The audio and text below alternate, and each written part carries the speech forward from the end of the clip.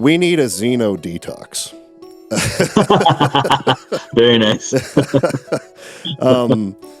We've done a lot of Xeno It's a for the last few detox. months. That's what it's called. A Zetox? We're Z-toxing. That can almost be a detox. That can mean a few different things.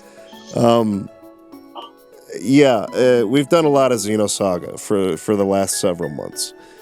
And so we have come through that Xenosaga journey, and we have thought a lot about the podcast, thought a lot about the way we were structuring it, some of the changes we had implemented right before doing that. How well did they work? Let's reassess. Let's look at kind of like where we're at on the channel. So today, we're going to be talking a little bit about the future of the channel. We have a lot of new ideas that we're going to be integrating, a lot of announcements that we want to make today. I think most of this is very, very exciting stuff, and I'm excited to share it with everybody. But at the same time, I think we also just kind of want to take a step back, take a breath, maybe several after doing so much Xenosaga. The first thing that I have noticed is this idea, it being a problem, that it takes so long to get through one title. And I think a lot of our audience who may not be interested, Right. let's say, in Xenosaga, they get alienated. It's like we don't have anything to watch or participate in here for 2 months, 3 months at a time. Yeah, and then they cross their fingers on the next poll. Right? Hoping There's that people who love our podcast who haven't watched it in like a year. Yeah. And that's a problem. That's like a real problem. And I really, really hate that that is the case. Yeah. So we were sitting down, we were talking about it. We were saying, okay, what can we do to like address this? And the answer is we're going to start doing 2 episodes of the podcast every week. So the idea is that we will continue to have our polls, which select a game, and we'll like do a full breakdown and analysis on that game that may take 2 or 3 months. But that's not going to be the only content that you're going to be getting. We'll also have a different episode, a separate second episode every week, which will be going into topics of broader appeal. Now, we're not going to just like selectively make it into like maybe just news. It's not going to be like, oh, the second episode's like a news show now. Where we just cover gaming news and stuff like that. I don't want to set that as the expectation. We may do like a movie that comes out that's that people are excited about or something like that. That episode will kind of be open to a lot of different things. That the idea of it is simply, hey, here's something relevant, here's something new that's going on right now that we'll talk about, dive into, analyze, whatever, that people can continue to watch and engage with the show without having to feel like, well, now I got to wait 2 months or 3 months before. Hopefully they'll cover something I've played before or something that I'm interested in. Yeah. So I work in a marketing department at a company, and I love storytelling. That's like why I do what I do. I hate marketing. Me too. I Me too. hate marketing so much. I hate the whole like culture of marketing in corporations. I just the psychology, almost like the manipulation that goes into it. The Edward Bernays, that would be a fun topic. Oh, for sure. Talk about Bernays and he was Freud's nephew, I think, and he basically invented all the modern marketing techniques. And it's just I hate it. I hate it. I hate the corporate speak. I hate like the ideology behind it. Like I said, the manipulation of it. I work in marketing because I enjoy telling stories, but there is really just something to the fact that if you want to have like any sort of level of success, there's a certain amount of marketing you have to do. You have to market yourself to a certain degree. And we are very bad at that on this channel. Yeah, we're totally. not good at it. But we need to do it more if we want the show to continue. That's kind of Right, like the we'd have bottom to. line. The channel has actually been declining in growth. For how long has it been now? Like probably a year and a half? Since for a while. Yeah. For a long time now. Basically, the subscriber count is averaging a decrease. It's kind of the problem that we had brought up before with there's only one game being covered for months at a time. And like, if I'm not interested in that, like I have nothing to watch, why am I here? I'll unsubscribe or I lose interest or whatever. This is all perfectly valid and natural. And so I am not here to like, in any way, shape, or form, like complain about this. I do not feel that way. Everything that we have done as far as the choices that we have made about the channel has sort of led us to where we're at. But those who watch the podcast and who love the podcast, I can't even express like how humbled. I think that's probably the best word. I have been reading the comments over the Xeno Saga series. I don't know how you felt about that, Kason. Like, yeah. It's been amazing how personal people were willing to be about like their own struggles and the stuff that they're going through. And I have read hundreds of messages in the last 2 months where people have more or less expressed like how thankful, how moved, how much they feel like these conversations that we're having are having major positive influences on their lives.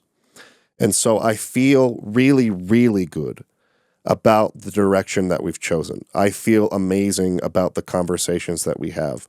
I feel like my life has been me too. greatly, greatly influenced positively by this show. And I also recognize that it's a little bit niche, right? It's not having a whole podcast episode as a precursor to understanding a game, where all you're going to do for the entire time is talk about Friedrich Nietzsche, is not like mainstream gaming content, right? So not exactly. I'm not expecting that our podcast is like this thing that blows up and becomes like one of the leading gaming podcasts. I'm in no way like expecting to see those kinds of numbers. I don't really even like talking about or looking at numbers. What I care about are those messages that we're getting from our viewers and feeling like we're connecting with people, feeling like that we're connecting with our audience just as much as they're connecting with what we're saying, and that we're feeling like we're getting something from each other, right? So all I wanted to do in talking about Patreon today was to talk to those people and say, hey man, if you guys want to see this show continue, if you appreciate what we're doing, I just humbly ask that you consider, supporting the show. If you cannot do that, if you are in a place, and I understand that too, man, like, trust me, I understand that finances are really, really hard right now. If you can, if it's within your ability, if you are at a place in your life where it is possible, and if you do enjoy the show, the way that we've seen the outpouring of appreciation, of gratitude from our audience, please go check that out. And, by doing so, you'll have a chance to interact with us and become a part of what we're doing here. That's really the way we've tried to build our support tiers, so that you guys can actually like contribute to the content itself. You get to be there live while we record and give your input.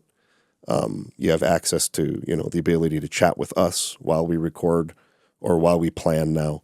And of course you get to vote on what we cover in the future. So, the whole reason that we're even able to do the show weekly, like we've got a whole bunch of new equipment here. Like these cameras, that we're using right now were actually just recently purchased. They are freaking awesome. They're very good. And all of this new audio equipment, I know I've had people reaching out to me and saying, "Hey, the audio had like a bump in quality recently." Like, it's like, yeah, we've got a new audio interface here. We've got like this camera switcher where I can like switch the angles live. There's a whole bunch of like new equipment, and the quality of the show hopefully is continuing to increase, and that's entirely paid for by audience support on Patreon. If there is a group of people who really wants to see this continue the way that I think I want to see it continue and Kaysen does, we will need support from the audience to make it happen. So if that's something that you have in your ability and in your finances and something that you care about and that you're passionate about, want to see happen, just please check it out. Link is in the description as always. We are going to now open a new tier in our Patreon. So right now we have 3 different tiers. We have like the $1 entry tier where you get an extra podcast episode every month. And so you just get access to that video basically when we complete it. So 1 extra episode per month. That's continuing, by the way. So we're doing 2 episodes a week, which equals 8 episodes a month, plus the exclusive episodes. So 9 episodes per month is what we'll be producing now. So that's the extra episode for patrons. At the $5 level, which is the second tier, you get voting rights. So this is where you can come and vote on the games that we cover next on the show. And then at the $10 level, we allow people to join us, as there are people here right now in the chat who talk with us live while we record the show on Thursdays. They get to be there during the recording, and they get to chat with us and things like that. So we're opening up a new tier. This is what we're calling the Inner Sanctum. The Inner Sanctum is our new tier. And so this is basically going to open up the ability for these people to join us during our planning sessions, our note-taking sessions that we're going to be doing on Wednesday nights. So when we say you're included in that, we really mean you're included in that. You're going to we're going to be reading that chat, and you're going to be like giving input on stuff like while we're doing the note-taking and planning, which is very, very helpful for us. Often, yeah. Yeah, because like as much research as we try to do and as much as we try to like be really, really prepared, there's always stuff that we're going to miss that that audience members, are able to jump in and like give their, thoughts on or check us on certain things that we might have incorrect or whatever. So, basically you'll be able to sit in, you'll be able to kind of like note take with us, if that makes sense. And then I'll also be doing these streams on Sundays where I record the footage and give sort of my live reactions as I'm playing through the games. You'll be invited to those as well. And this tier, and I haven't worked out the details on this yet, but they are coming because it depends on how large this tier grows to be. But you will, in some fashion, get the ability to make personal recommendation for games to be covered on the podcast. That's the last perk, basically, of that tier that I'm kind of ironing out.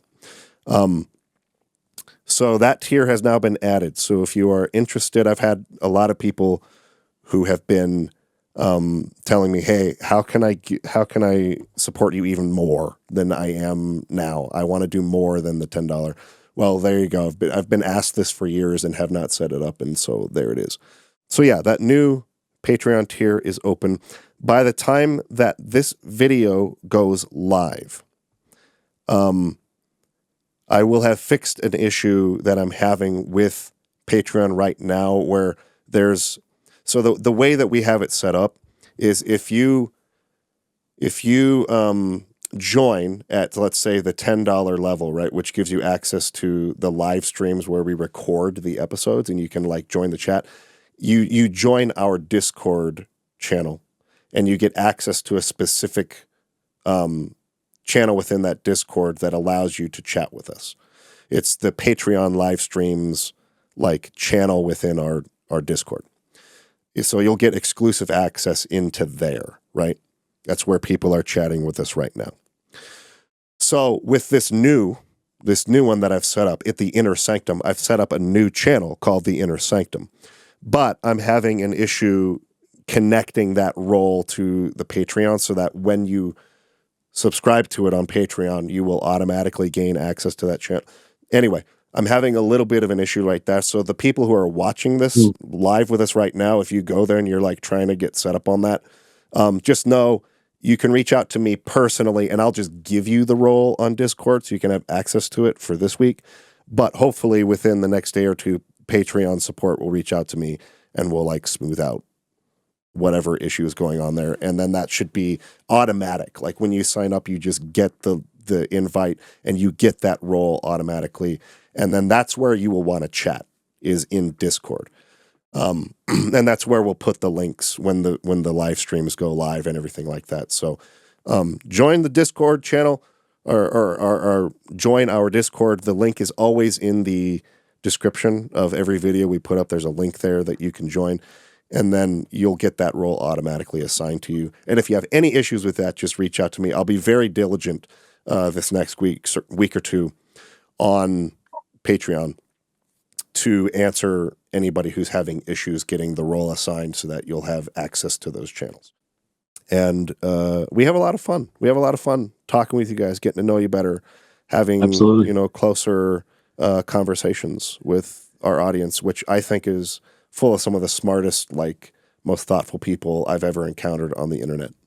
So it's our comment section and our Discord, it's like a shiny, sunny spot on the internet. It really is. It really is. I really, really genuinely feel that way. And so if we have like this small group, just like a small group of people who like want to support this thing and like keep it going, I'm totally cool with that. I am past the point, where were we 14 years ago where we were like, yeah, we're going to get millions of subscribers on YouTube and like become YouTubers, make a lot of money. I don't care about that, like literally at all. But the thing is that this really just is, I'm basically turning this over to you guys. Like, what do you want to see happen with this? Right. Because there's kind of no limit to it. Like if there's enough support from the audience of the show, we could turn this into a weekly a daily podcast. We could do. Oh my gosh, that'd be a blast. We could do 5 episodes a week, Monday through Friday, and we could cover all kinds of stuff, and we could make it our full-time jobs. If there's enough interest in it, that can happen. I'm not saying it should or whatever like that. I leave that up to the audience to decide. You guys get to decide what our show, what its value is, right? I fully support that being out of our hands and in yours. But I'm giving you guys, I want to give you the opportunity to show us what you value.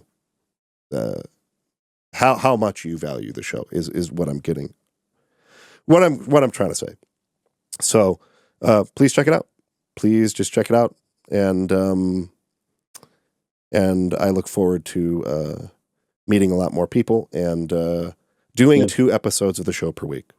Yes, and getting, it's so funny because getting input before the episodes go up, and often we will get input during the episodes, but it's difficult to track with Discord while we were recording. And so it'd be very nice to get some of that planning input ahead of time, instead of trying to do it on the fly or having to go back and redact things afterwards. Yeah. So let's talk about that a little bit. Let's talk about like some of the more organization, like how we're going to get more organized for this. So in the past, we have done certain series where I had played the game before, but Kaysen had not, like say Xenogears, for instance. There are some series where neither of us had played the game before, and we tried to bring somebody else on who had. Yeah. I don't feel like those went as well as I would have liked. I did not like how those turned out. Good example of that would be Tactics Ogre. I hadn't played that one before.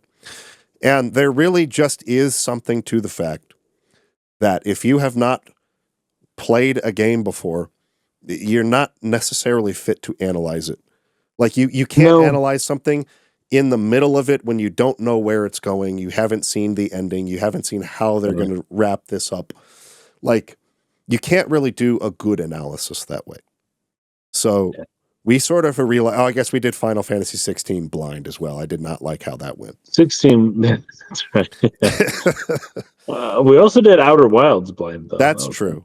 That's a game, well, that one turned out okay. I feel like that one we did all right, but that's a very special case and a very special kind of game where I think you can pull it off.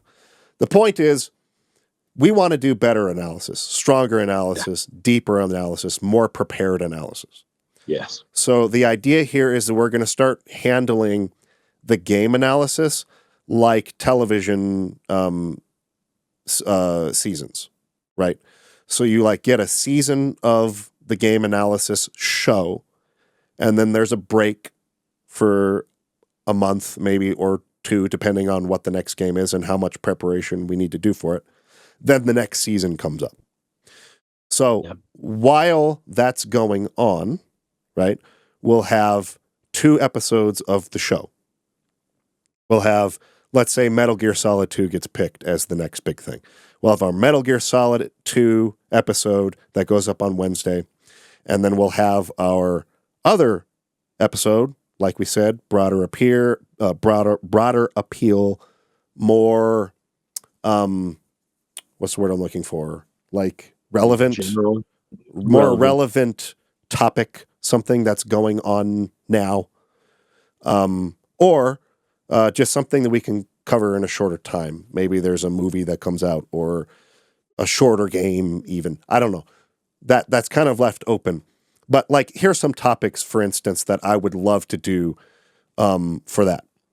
I would love to do an entire episode on game localization, where we actually bring on, and I have actually reached out to some people in the industry. I haven't gotten responses back yet, which is why I haven't set this up yet.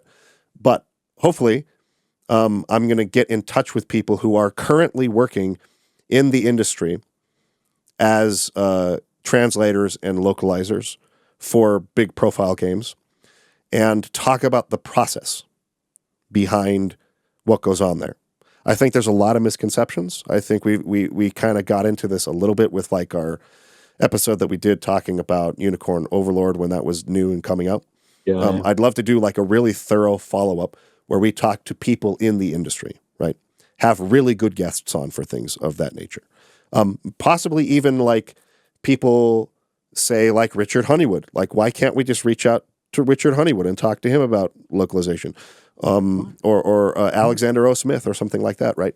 Like a panel of experts who have been doing that work for a long, long time.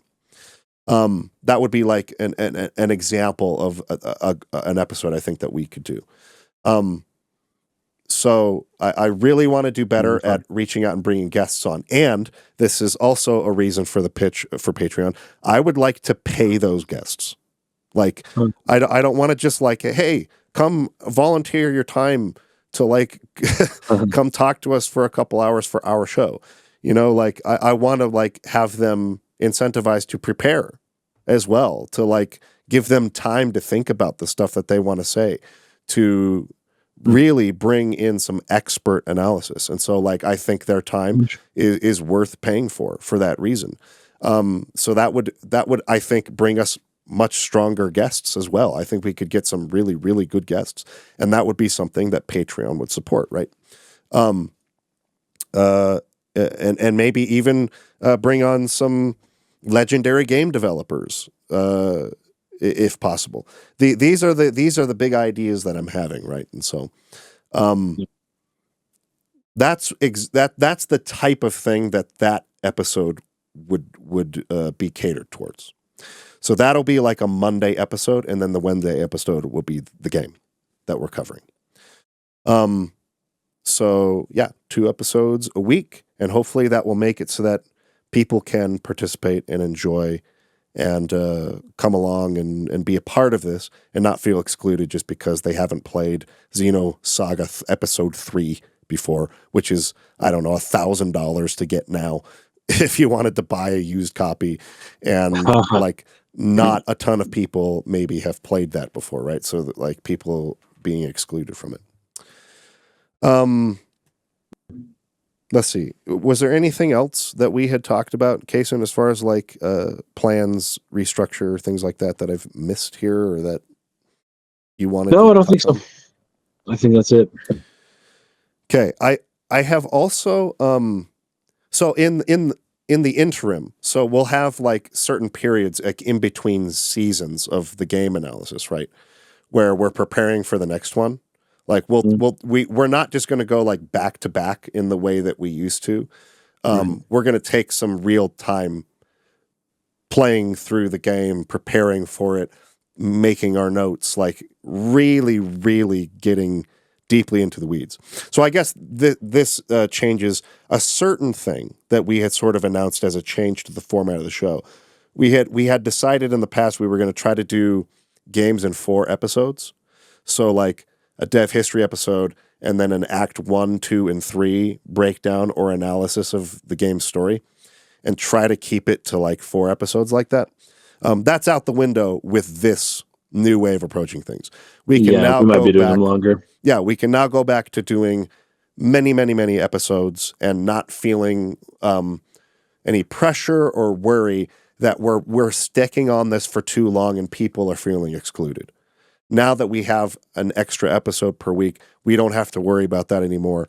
So now we can go back to, I don't know, maybe we can do a 20-episode series on something like we used to do with Xenogears. That's probably not going to happen a lot, but it's, you know, it's a possibility in this way of going about it. The episodes will probably be a little shorter too. They probably won't be like 2.5, 3, or however long that last Xenosaga one was, 4 hours. Oh, it's 4, at least 4. Yeah, that was a long one. They won't be that long. They'll be more like an hour, 15 minutes, hour and a half. But there will be more episodes, more likely, because of it. So that's a change that's going to be coming up too. We'll go back to probably covering games in more episodes than we have been trying to do recently. And I think that's something that people had been kind of expressing concern about.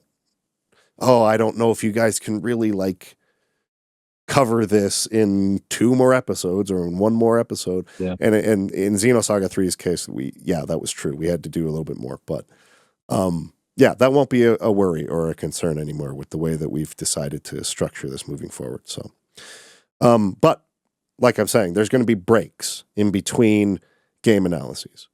And so I've had like some ideas for like videos that I want to do.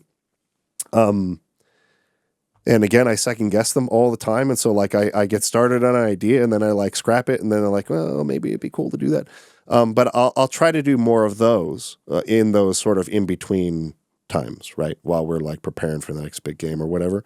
But a lot of that again is going to depend on how much time I can dedicate to it, which is sort of directly correlated to how much support we receive from the audience. So that's another possibility. You can see some of those other videos I have that I've been cooking up. But it's really just a matter of time. It's really just a matter of how much time can I actually put into it. And that depends on Patreon support. So, okay, I think that does it in terms of like announcements and changes that we're going to be making to the podcast and to the channel moving forward.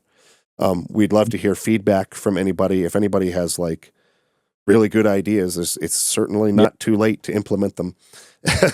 We're always looking for ways to make the show better. We're always looking for ways to innovate or try it differently or experiment in the small ways that we can without like losing the heart of what the show is about or what we want it to be. So if you have ways, go for it. We've really figured it out to where this is sustainable. This is something we're going to be able to do.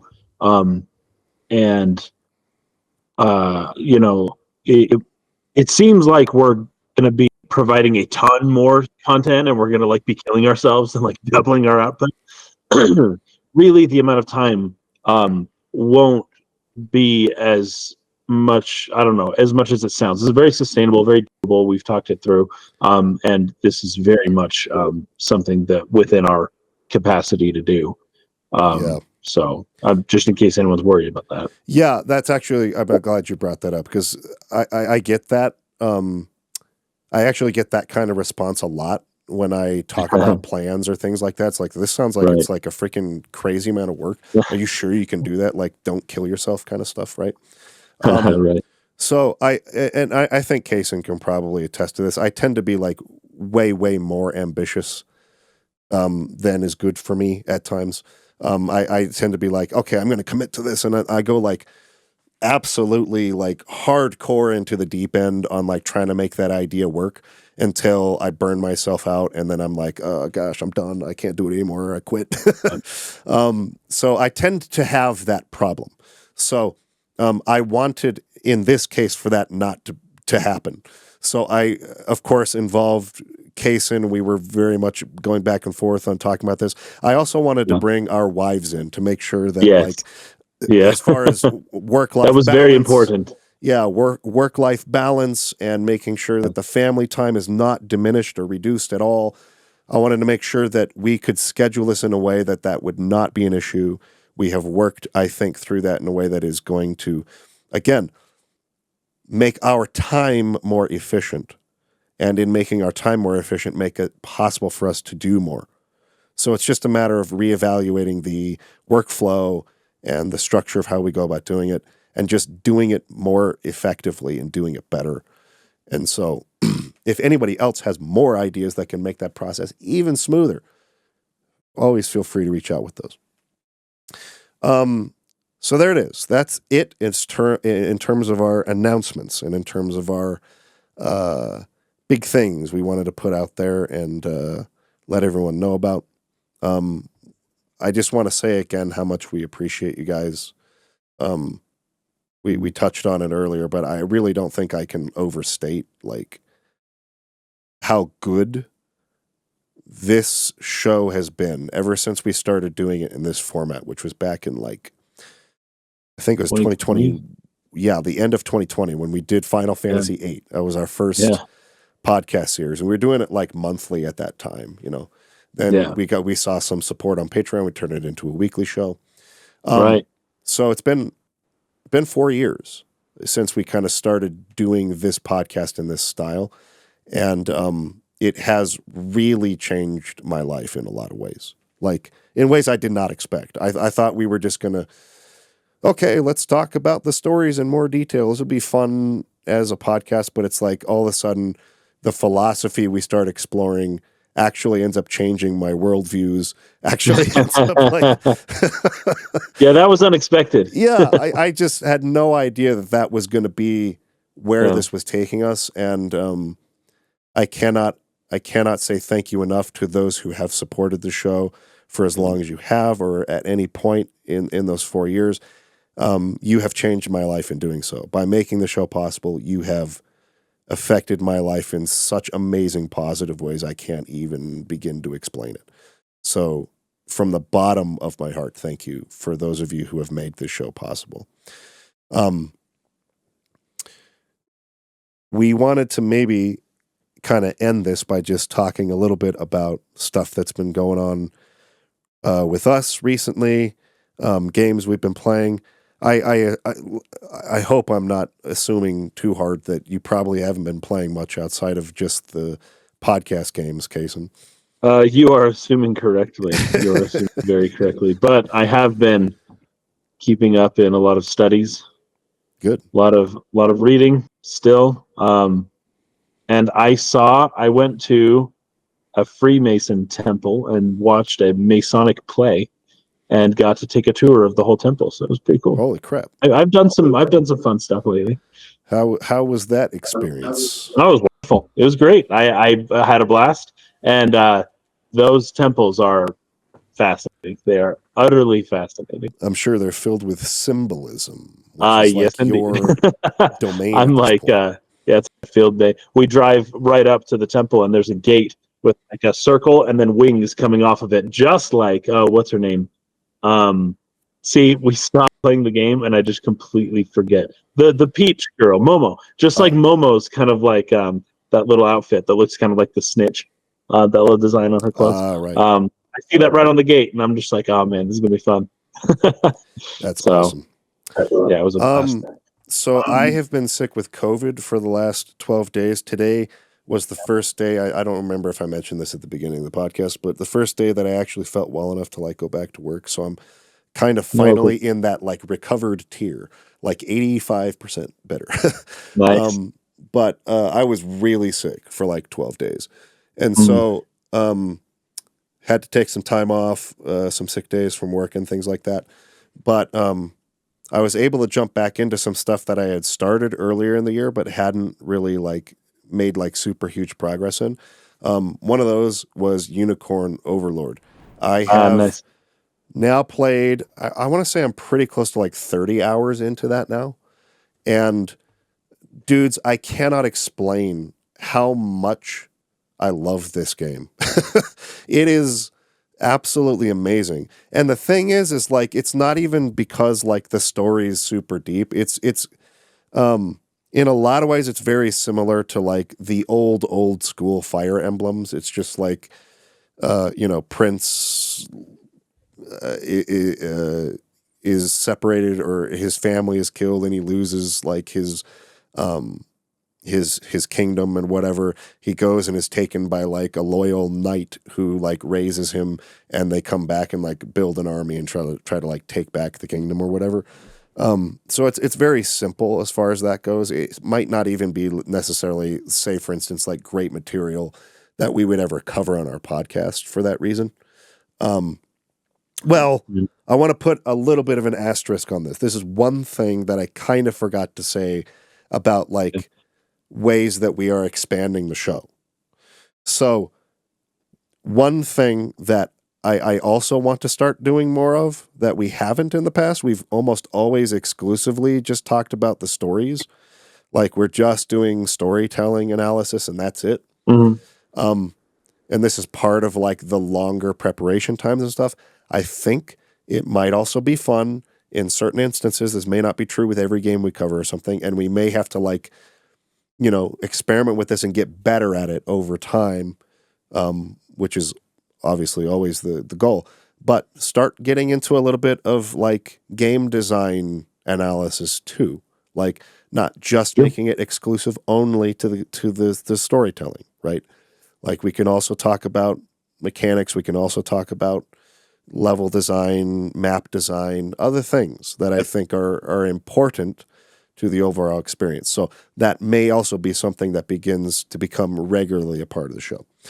Anyway, so back to Unicorn Overlord. Maybe it would be, even if it wasn't like a super story heavy game, maybe something we could talk about on the podcast eventually. But like, do you remember, this was on the Dark Pixel podcast. So this was like years and years ago. We were at that time, whoops, I switched to the wrong camera. We were at that time talking about, how we were becoming fatigued with this sort of like ever-ending chase of realism in games, how that was sort of hurting in a lot of ways, how expansive games could really be in terms of like the size of their worlds and things of that nature. This was a big talking point for Final Fantasy 15 because Final Fantasy 15, it's like a whole nation of, what was it called? Lucius or whatever. But it's like in reality, this like tiny island, right? Yeah, quite small. Like 50 miles, I think, across. Yeah, with like a couple of towns in it. That have maybe like 50 people living in them, right? So, we had talked about that a little bit. And I all the way back then, I think we had brought up like, what if you created a game that is done in a 16-bit-ish style pixel art? Yes. But that's had huge world with like freaking tons of towns and stuff like that, right? Well, and tons of people. That's not exactly what this does, because like towns are not explorable in this. No, really. But there are a ridiculous number of towns and cities. Like the map is unbelievably big. And there are so many. It feels in its construction and in its just like size. Again, you're using the abstraction of like little pixel sprite that like is the size of mountains moving around, right? To give the idea of like space between these towns or whatever. You're not like one for one creating like the size of what this actual content would be. You're using abstraction to suggest the size of it. But in doing so, you're able to have literally like just tons and tons and tons of towns and cities. And so there are so many battles. And you're just going through town by town, liberating them, restoring them. And so like kind of the whole gameplay loop of Unicorn Overlord is arrive at an area that is currently held by the enemy, right? They have a little storyline, kind of in an episodic way, almost like a long-running anime series or something, right? Oh, I see. Yes. Hey, that's fun. That's cool. It really is like where you just come to a new scenario, and maybe in this one, they've got like a crazy, person there who's sort of like experimenting with trying to overcome a plague that's been going on in the area, and so they're testing on people and like purposefully giving them or like putting them in positions where they're gonna contract the disease so that they can then run their experiments on them or whatnot. And so like you resolve that little plot, that little like episodic sort of small scenario. You restore the town, you like recruit a new character from it, and then you move on to the next town. And you're going like town by town, liberating it, bringing people back into the old Cornea, which is like the nation that this prince's like parents were the rulers of, right? And sort of like rallying them up. And so like the gameplay loop, like I'm saying, arrive at a new place, learn the scenario, have the battle. After the battle's over, you explore the map, which is just so much fun. There's so many little things that you can like secrets you can find. You gather resources and you like deliver those resources to the town to like build it back up or restore it so that people can move back in there again, so that like commerce and trade can happen again. And it's just like so much fun to me. And then you move on to the next one, and then you move on to the next one, and you're just like slowly sort of like building your influence, building your army, and taking territory like just a little at a time. I love it. I love it. I would love that. It's so freaking good. I absolutely recommend it to anybody who grew up liking the games that we did. And even for people who really like just like tactical war games of this kind in general, this is really different from your Tactics Ogre, Final Fantasy Tactics tile-based style combat. It feels nothing like that. There's even Fire Emblem has that, right? Where it's like kind of tile-based, the maps. It's not like that at all. And the battles, you can kind of run them in real time, and you like send the units over there, but you can then pause them and like, okay, I could go on and on and on about this. I probably should just make like an actual full video. You totally should. But like the way that you manage your armies, the way that you put certain units together, there's a lot of strategy involved in that. It is just an exceptional game.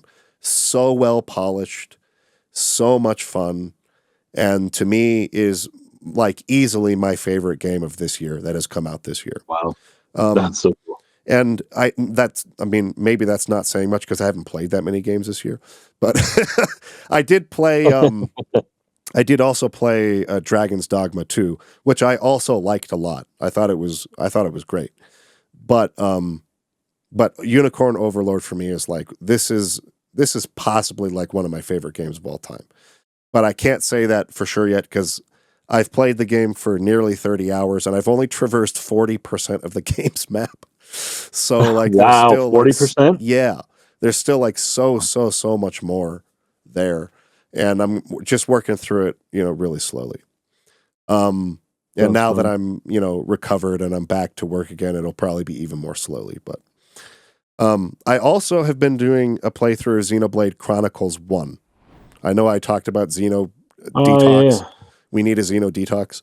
Well, I had sort of like started playing this already, like while we were doing Xenosaga, just because I was like excited to kind of like see, okay, now that I've played and analyzed Xenogears and Xenosaga completely all the way through, and I know all of like the cool references and all the cool stuff, like how much of that just went totally over my head, or how much of that was even in Xenoblade Chronicles, right? Because I played that game. That was my first Xeno game, was Xenoblade Chronicles. And I love it. I'm getting pretty close to the end now, and I've basically done all the recording of the footage. So whenever we do decide we're going to start Xeno games up again, that one will be ready for us to like start really combing through and analyzing very closely. Like we'll basically have all that footage ready to go. So I have been playing that again, and I really, really love it. I'm playing the definitive edition, which is funny because I remember we also did a podcast that people got really mad at us about several years ago, where I criticized the definitive edition's artwork and wasn't like super happy with like the way they had chosen to like do the characters and the art. Oh, right, yeah. And we did like a whole episode like breaking that down, and people got super mad. But I love it. The definitive edition is actually so good because it improves the game in virtually every single way it possibly could have, outside of that one complaint. And I don't even really consider it a complaint. It's just I wish they had maybe went a different route on how they decided to do the art in this version. But it's still good. It still looks really good. Like it still looks great. But literally in every other way possible, I feel like they improved it tremendously. So I really, really, really like the definitive edition of Xenoblade Chronicles. I think it's the version to play. I don't think you should ever try the Wii version or the the 3DS version rather than play that game was on the 3DS? Yes, they did a 3DS version. Can you freaking believe that? I can't believe it, but is it a demake or is it like the same game? No, it's the same game. I have no idea how they made it work. That would be so weird. Clue. No idea. It must have just been like absurdly low resolution textures. Yeah, and then that's what I was going to say. But yeah, there was a 3DS version of the game, and I would not recommend it. I would recommend the definitive edition because it's very good. It's definitive. Yeah. So that's some stuff I've been playing recently. I also started a new file on Baldur's Gate 3 because I really, really want to get into that again. And I've gotten further this time than I ever have in previous attempts. So I've made a little bit more progress. I've only ever played maybe like the first hour of the game in the past. But what I always got hung up on is I don't really like the character creator in Baldur's Gate 3. So I could not for the life of me not make a character that didn't look like just freaking stupid. Like I've always been bad at character creation. Gosh, too. And usually I'm actually pretty good at it. Like really, I can really get into the weeds, and you especially in a lot of character creators now, they give you like super fine detail on exactly how far apart you want the eyes to be, or like how high or low the brow is, and how far it extends, and like you can just like get to ridiculous. You can spend hours just like creating a character and make them look like immaculate. But this does not give you that level of control. And so one thing that bugs me about certain character creators too is like they usually try to do a good job of allowing you to switch the background and the lighting so that you can see what your character looks like from different angles and in different like lighting situations, so that you can be sure like, okay, I didn't miss some weird detail that just like under this lighting condition, oh wow, like the cheekbones are just like way too freaking raised or whatever, and character looks weird. No matter how hard I have tried in Baldur's Gate 3, I'm like, okay, that looks pretty good. Then I get into the game, and the second the character's face is animated in any way, it looks so dumb. It looks so stupid. That's so funny. And it's like, dude, my character looks so bad. Like, I don't want to keep playing now. I remember Mass Effect, the Mass Effect Yes. 2, I think, had a similar problem. Yeah. Mass Effect has some pretty wonky looking characters. I think BioWare games in general, they don't have like the best character creators. Yeah. But anyway, I finally just had to like get over that and be like, okay, I'm just not going to care that my character looks dumb. Maybe I'll get like a helmet or something in the future where I can just like cover their face and like not see their face anymore. So now I'm actually making some more progress, and I really like it. I really like it a lot. It's very good. So I don't know. Maybe I'll continue trying to make progress in that as well and update you guys if I ever beat it, which at this rate would be like in 2 years. But anyway, that's what I've been playing. Nice. And we are going to be having a vote. So as for what's coming up next on the show, we're Hyperlight Drifter won the last poll. So that's going to be the next game we cover. That may end up being a 2-episode game, but I think we're going to try and do that in one, kind of like we did with Journey. We'll see whether that ends up being the case based on our note-taking session that we do this week. Yeah. But anyways, it's going to be short either way. It's going to be either 1 or 2 episodes.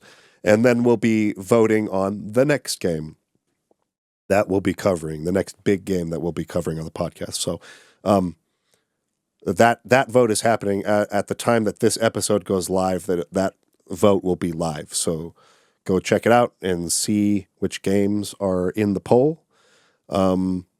As of the time of recording this, that has not been decided, but as of the time that the video goes live, it will have been decided. And maybe I'll put that into the pinned comment. Hey, these are the games that end up going to the poll. If you're interested in voting on those, go check them out. I think Metal Gear Solid 2 is going to be one of them, though, for sure. Nice. So, yeah. Nice. That was the game that had lost to Xenosaga. So Xenosaga beat out Metal Gear Solid 2. Now Metal Gear Solid 2 is up for vote again against some other stuff.